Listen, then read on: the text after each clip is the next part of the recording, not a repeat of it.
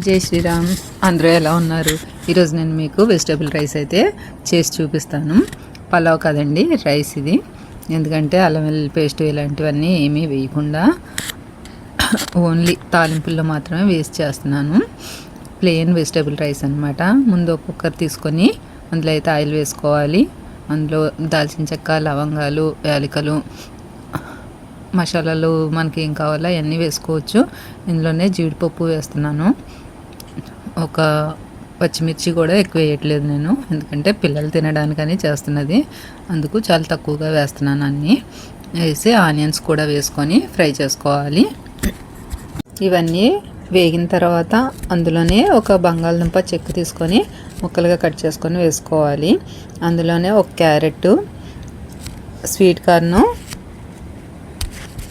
ఒక చిన్న బౌల్తో వేసుకున్నాను. అందులోనే క్యాప్సికమ్, ఒక క్యాప్సికంలో ఒక పావంత అయితే వేసాను, అంతే. ఫుల్గా వేయలేదు, హాఫ్ వేయలేదు. అది కలుపుకొని అందులోనే ఒక టమాటా, కొత్తిమీర వేసుకొని మనకు సరిపడినంత సాల్ట్ అయితే యాడ్ చేసుకోవాలి. యాడ్ చేసుకొని మొత్తం ఒకసారి కలుపుకొని దగ్గరగా అవ్వనివ్వాలన్నమాట. ఇదంటే ఫ్రై లాగా అవ్వాలి, ఉడికించకూడదు.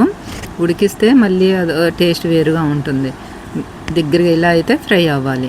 మనం మూత పెడితే మరి నీరులాగా వచ్చేసి ఉడికినట్టు అయిపోద్ది. అలా మాత్రం చేయకండి. ఇప్పుడైతే నేను గ్లాసున్నర రైస్ తీసుకున్నాను, దానికి 3 గ్లాసుల వాటర్ వేసుకున్నాను. వేసుకొని దాంట్లో ధనియాల పౌడర్ ఒక్కటి మాత్రం వేసాను, ఇంకేమీ వేయలేదు. ఇప్పుడు ఈ వాటర్ మరుగుతుండగా మనకి సాల్ట్ సరిపోయిందో లేదో ఒకసారి చూసుకోవాలి. కొంచెం ఉప్పగా అనిపిస్తే మనకి రైస్కి సరిపోతుందన్నమాట. నాకు కొంచెం తక్కువ అయింది, వేసుకున్నాను. వేసుకున్న తర్వాత అందులో మనం కడిగి ఉంచుకున్న రైస్ని, గ్లాసున్నర రైస్ని అయితే వేసేసుకొని కుక్కర్ విజిల్ పెట్టుకోవాలి. 2 విజిల్స్ అయితే రానివ్వాలి. చూడండి ఎంత బాగా అయిందో. నేనైతే ఫోర్క్తో కలుపుతాను ఎప్పుడు బిర్యానీలకు కానీ రైస్ కానీ. ఇలాగా ఫోర్క్తో అంటే రైస్ లాగా వస్తుందన్నమాట. దానిపైన కొంచెం నెయ్యి అయితే వేసుకొని ఇలా కలుపుకొని పైన కొత్తిమీర అయితే యాడ్ చేశాను. రెడీ అయిపోయింది మనకి ప్లెయిన్ వెజిటేబుల్ రైసు.